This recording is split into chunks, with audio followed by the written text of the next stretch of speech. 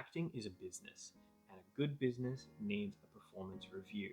So today we're going to go through my stats for January up until today's date, the 12th, and we'll see how we did. If you don't know, my name is Sean, and I moved at the end of 2022 from Sydney to Vancouver for my acting career. Let's have a look at the stats for 2022. We're only going to be comparing ourselves this year to where we were last year.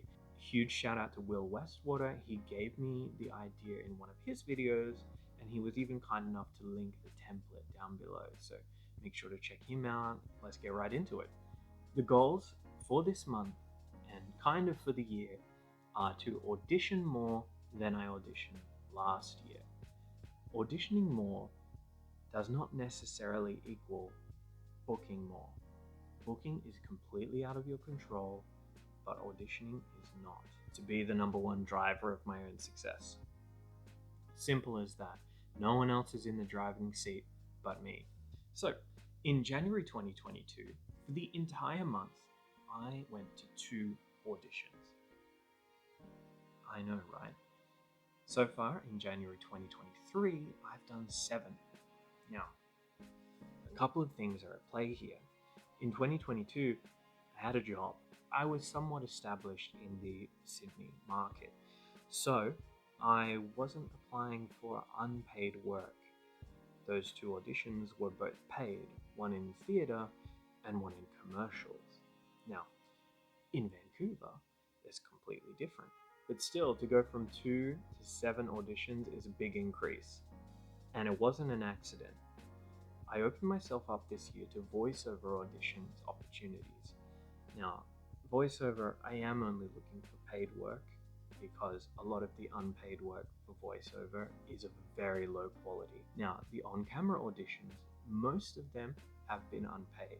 Of course, I've applied to some paid positions on camera. I haven't really heard back from those ones. Last year, I wasn't looking for student productions, really. That kind of didn't help me. It's important to work without ego and let all of that go, and if something can be gained from doing work, then you should do it.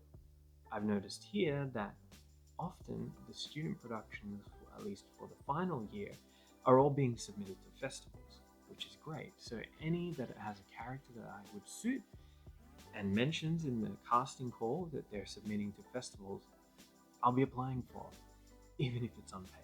I did a student film at the end of last year, and it was really cool, and they already sent me the footage back. It's not amazing, but I was able to edit it down to get the best out of my performance, and this cool clip of me getting hit by a car. I realized that when I'm doing 2 auditions a month versus 7, my acting got a bit stinky. Since I've been auditioning nearly every day, I've been working through scripts, moving through them, and getting better.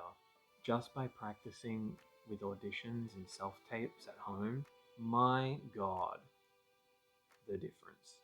Now, it hasn't all been acting. I've been making sure to get out and see the world. You can't just hyper-obsess because otherwise you'll lose yourself. Vancouver has a lot of great walks and lakes and hikes and beaches and things, and I've been going around to see as many as I can whenever I've got the time. I have my ritual of drinking coffee and looking for auditions on Vancouver Actors Guide, Facebook, Casting Call Club for voiceovers, anything I can. I want to make sure that I start this month off right to set me up for the rest of the year. I have one project upcoming that I was cast in already out of those 7 auditions, and I'm really excited for it. Let's have a recap of the stats, and I'll see you next time. Take care.